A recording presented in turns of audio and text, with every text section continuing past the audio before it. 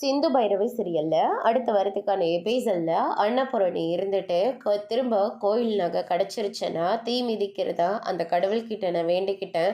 அதனால் நான் தீ மிதிக்க போகிறேன் அப்படின்னு சொல்லிட்டு அன்னபூரணி சொல்லிட்டு இருக்காங்க. சிவா இருந்துட்டு ஏற்கனவே உங்களுக்கு பிபி எல்லாம் ரொம்பவே லோவாக இருக்குது. இந்த மாதிரி சமயத்தில் விரதம் இருந்து அந்த தீ மிதிக்கிறதெல்லாம் ஆகாத ஒரு விஷயம் தெரியுமா அப்படின்ற மாதிரி சொல்கிறாங்க.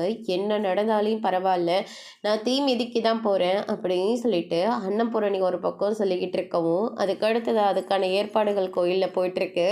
மஞ்சள் தண்ணியை தலையில் ஊற்றிக்கிட்டு தீ மிதிக்க போகிற சமயத்தில் திடீர்னு மயக்கம் கீழே விழுந்துடுறாங்க.